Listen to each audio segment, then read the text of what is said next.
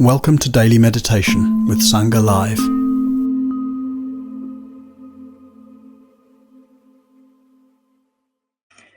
Good morning, dear Sangha friends, and good morning, George, and thank you so much for all your deep generosity of doing this, not only here and now, but every morning, every week.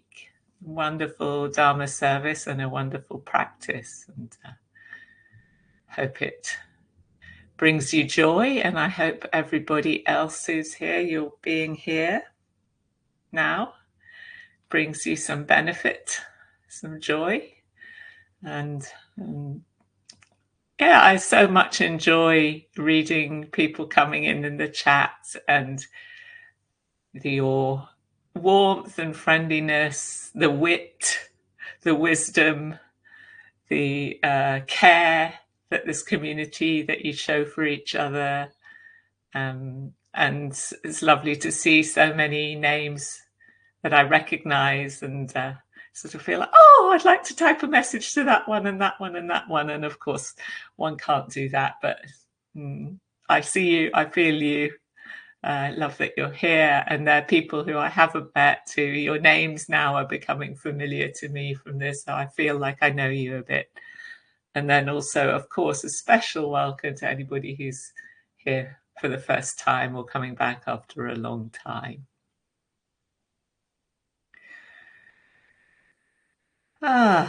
So yes, today is our final day together of this series, and an opportunity to kind of pause, review, take stock a little of what we're doing, what we've been up to.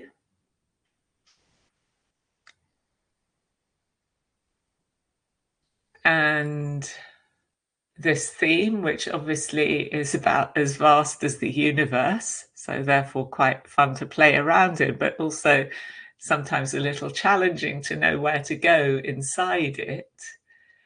But the theme of Dharma here and now came to me around the new year, when I was really registering that for myself again, but afresh in a new way, that there really isn't, not only is there no time to waste in our practice, but that practice can only ever be happening here and now. And yet it's one of those things that many of us, including myself, find so easy to think or to procrastinate, to think, well, I'll just do this or do that. Then I'll get down to some practice in all the different ways that might be, whether it's something we want to reflect on, read or study, whether it's to get to our meditation cushion, whether it's to book on a retreat or come to Sangha Live, or any of these other good intentions we have around practice that we procrastinate.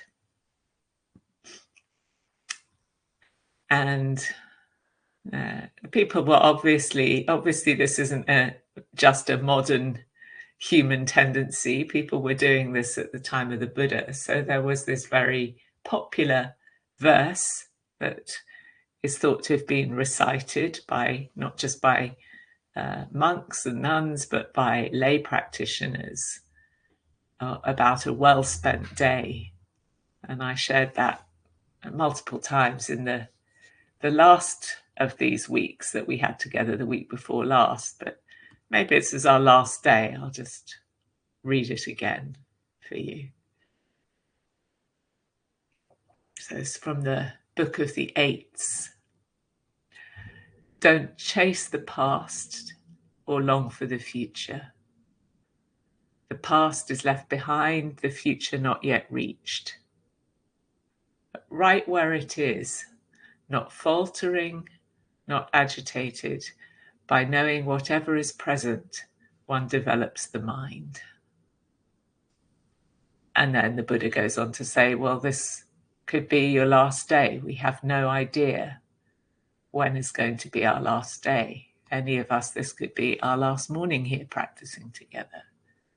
So recognizing its preciousness and its fleetingness. So was one of the comments earlier this week is, and when we clock the fleetingness of the moment, its preciousness becomes more apparent.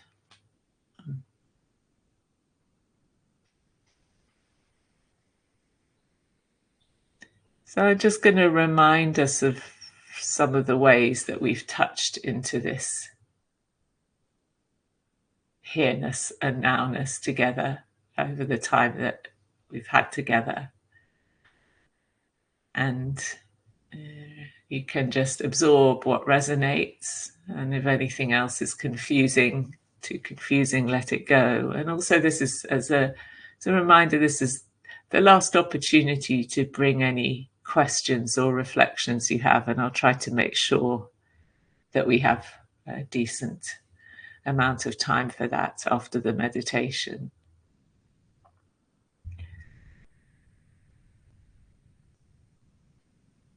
So if we're talking about here and now,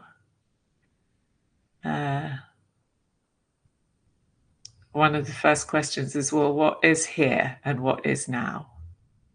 How do we find here and now experientially? Now, what tells me I'm here?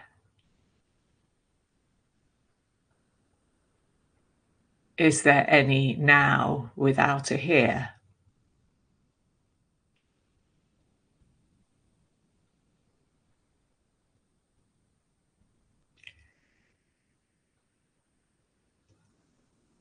And then as we keep checking in with this, we recognize that the content of here is, or the experience of being here is constantly changing. The sensations in the body are changing, the sounds around us are changing, the thoughts in the mind are changing. Sometimes they're changing too fast, sometimes they're not changing fast enough. Our moods and emotions also, sometimes they're changing too fast, sometimes they're not changing fast enough. But this is a fluid thing that's always in motion. And so as meditators, we need to find these techniques for staying steady or present if we want to be really awake and connected to what's happening, to stay present in this moment. And this is where body, breath, or various other techniques that we might use, like noting, another example, or sounds, or the repeating of a mantra or a question, how those can help remind us to stay connected. What's happening now? What's happening now?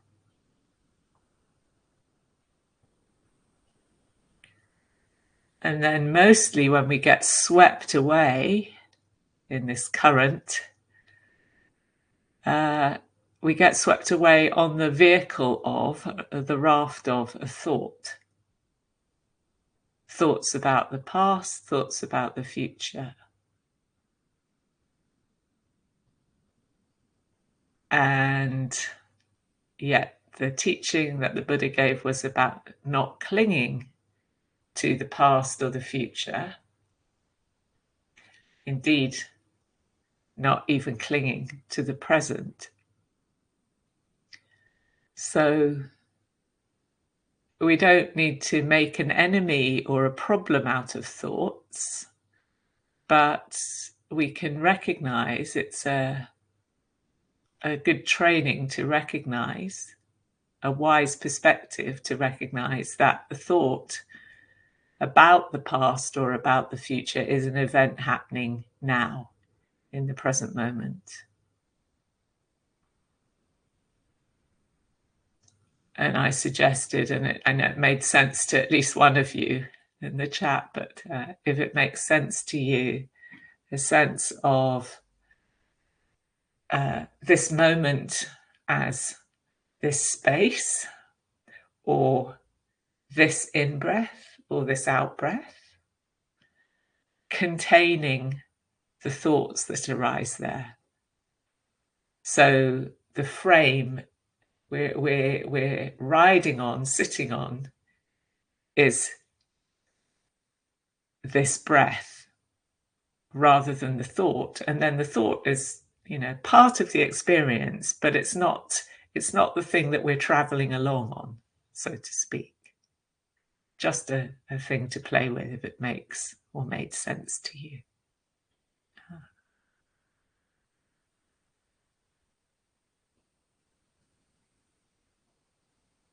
Another theme we visited, not this week, but the other week, was about neither tarrying nor hurrying. So we all know what it feels like to hurry, to be in a hurry, or to be waiting for something, and how then we're kind of stretched out. Part of us is here, and part of us is already in the thing we're hurrying towards or waiting for. Or we can be tarrying. This comes from this famous conversation with the Buddha, where he was asked, well, how did you cross the flood? And he said, when I tarried, when I lingered, when I stayed still, I sank. And when I hurried forward, I was whirled about. So without either hurrying or tarrying, I crossed the flood. And this resisting the kind of forward current momentum is also a strain, it's a stress, and actually doesn't help either. So that kind of thinking, I can't be bothered to engage with life, which is also a mind state that visits each of us from time to time.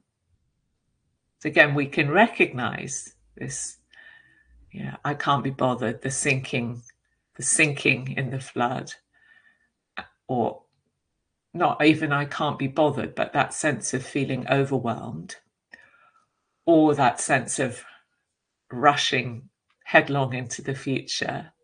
Again, to recognize those as present moment experiences, present moment arisings, without believing, identifying with them.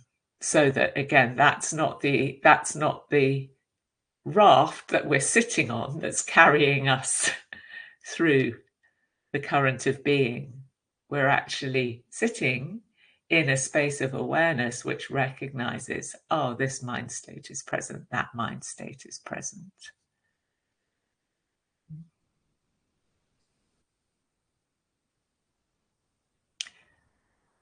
So this curiosity about what it is that we find in the present moment.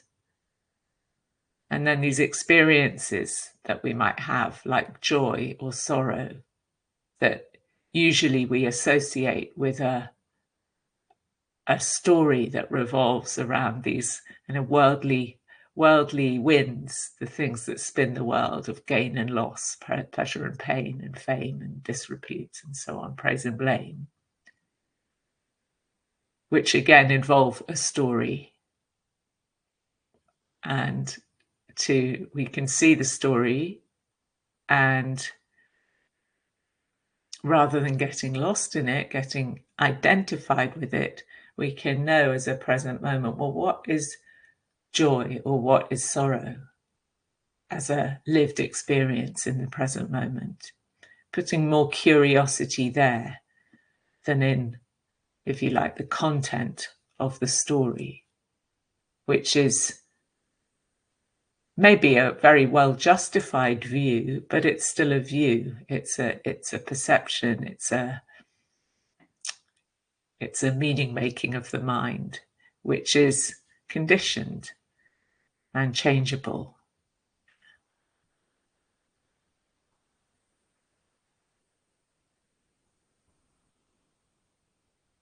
So our present mind is an open mind, a beginner's mind, a don't know mind.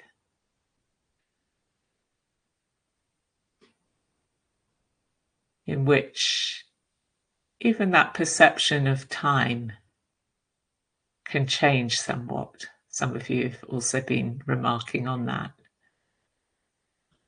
The perception of time kind of opens up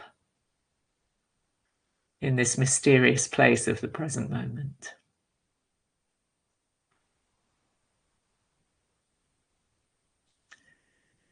My perception of time is telling me that it's time to meditate together. So let's do that.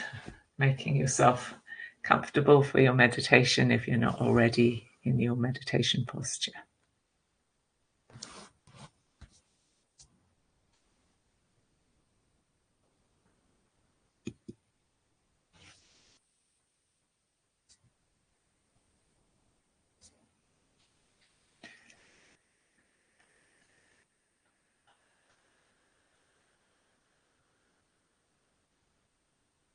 And notice if you're hurrying forward into your meditation.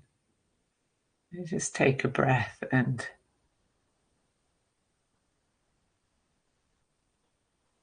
ask yourself, well, what's here now before I try to go anywhere?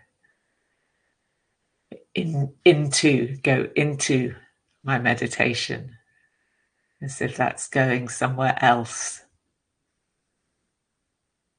rather than a more simply opening more fully to what's actually here.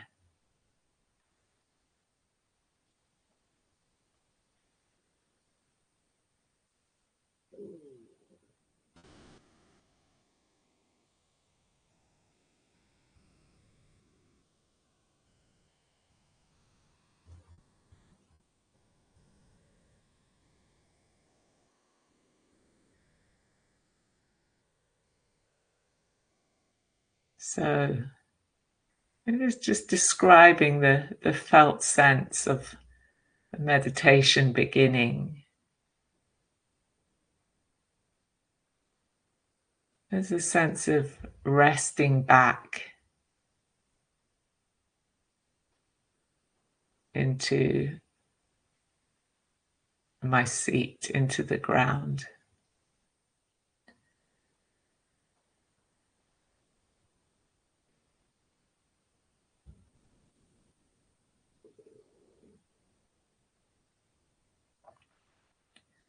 This kind of downward earthing movement.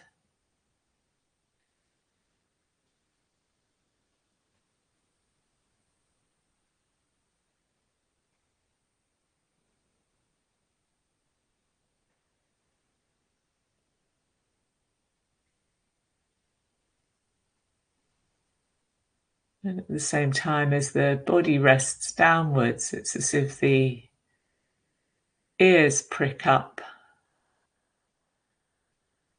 like a horse in the field or pony in the field. Ah.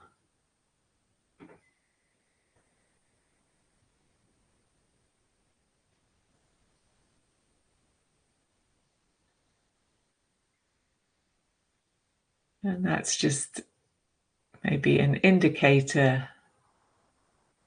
We have part of the felt sense of heart-mind opening to see what's here.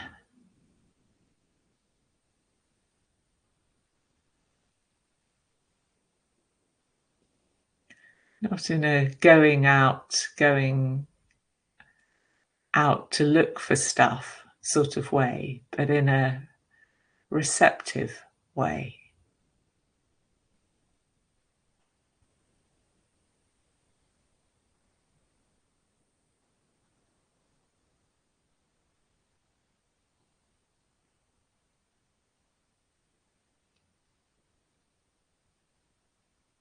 and bringing an equal quality of curiosity, care, and allowing to whatever we find here.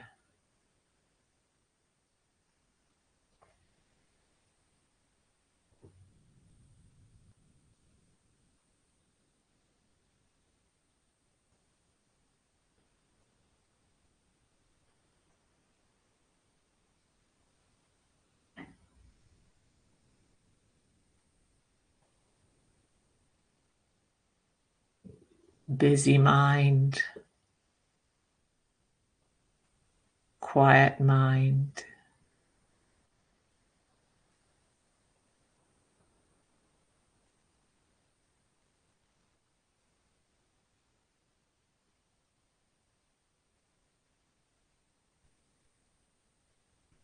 buoyant mood, happy mood,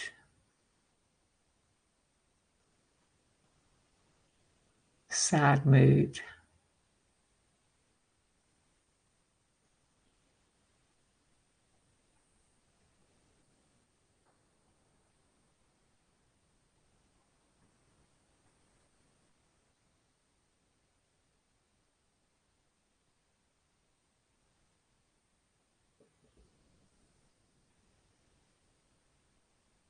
Pleasant sensations, unpleasant sensations.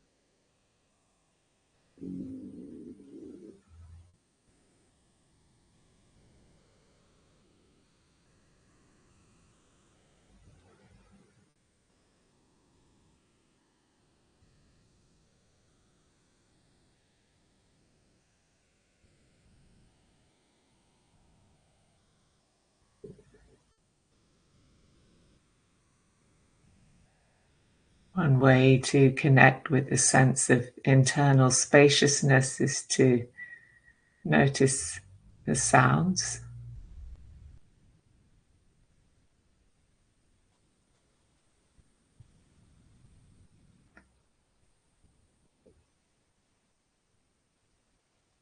The most distant sounds in our environment.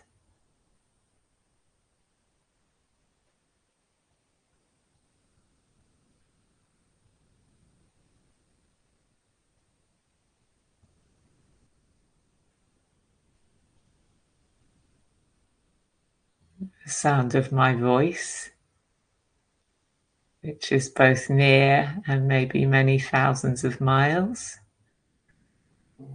away.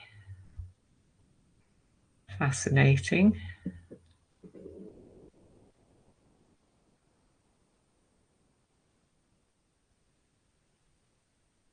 And maybe the felt sense, the recognition of the presence of many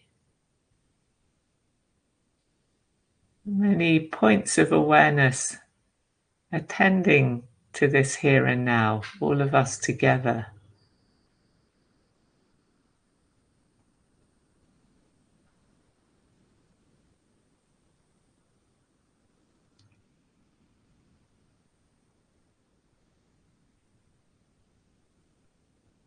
And maybe even that whatever joys are being experienced can be shared amongst the Sangha, and whatever difficulties we're experiencing right now, any struggles, could also be held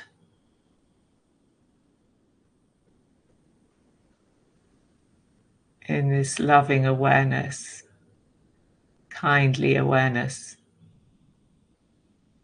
of this whole community meditating together.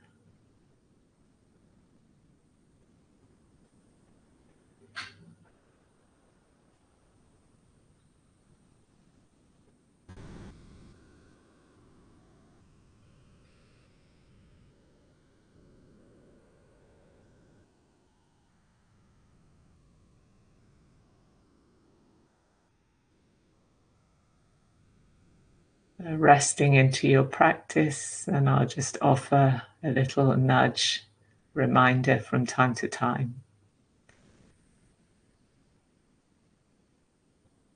In case you're no longer, or I find myself no longer here and now.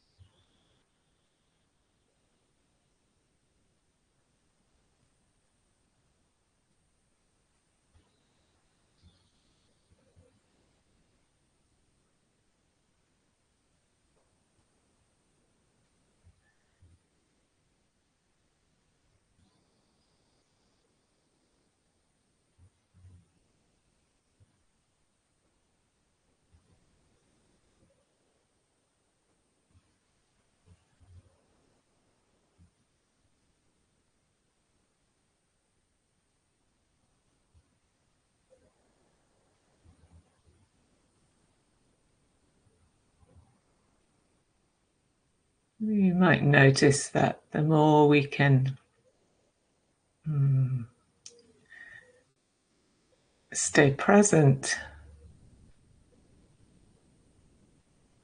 to what's happening here and now, the more we find ourselves resting in the awareness that contains experience, that receives experience,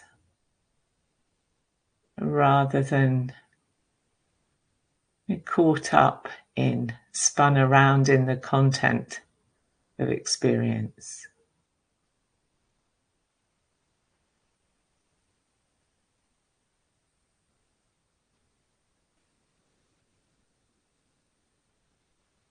And from this place of awareness, the point that includes the present moment as a point that includes, we have more choice as to what and how we engage, what we engage with, how we engage. And knowing that right now is our precious time of meditation, where we really don't have to engage with anything at all.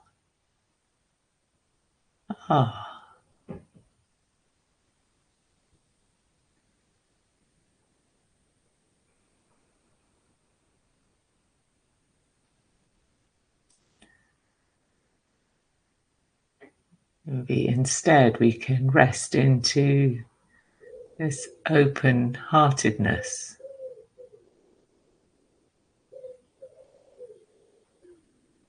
this kind-heartedness, this generous-heartedness.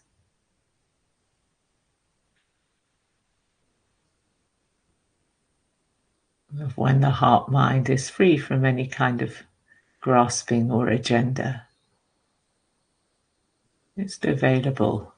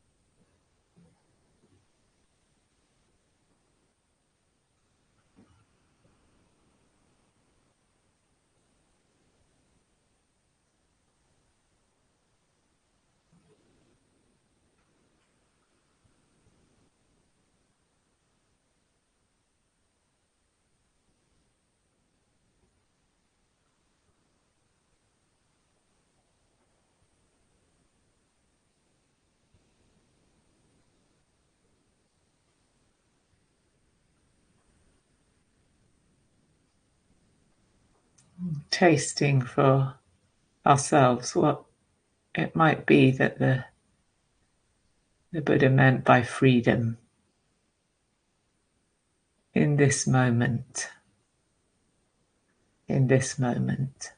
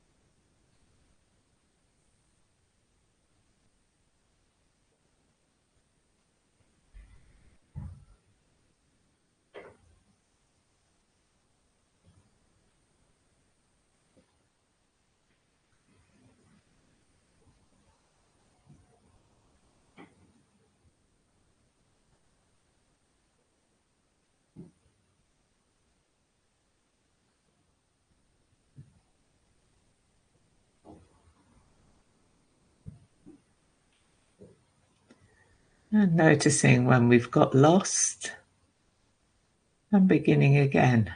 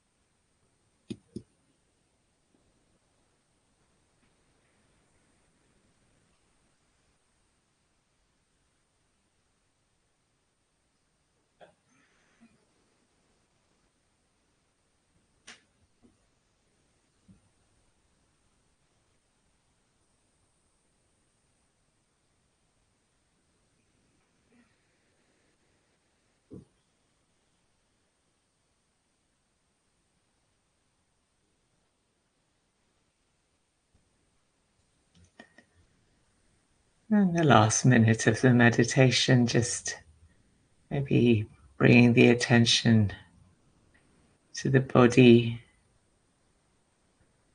resting on the earth,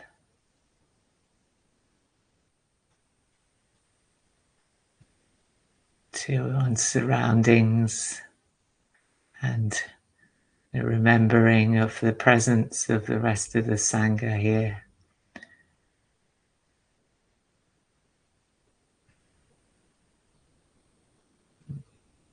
Appreciating your own practice and the support of each other's practice.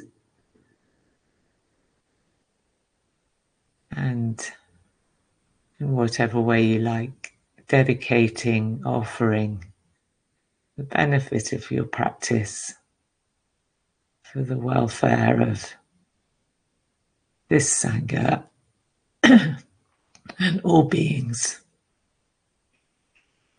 seen and unseen, near and far, here and there, now and in the future, and the past.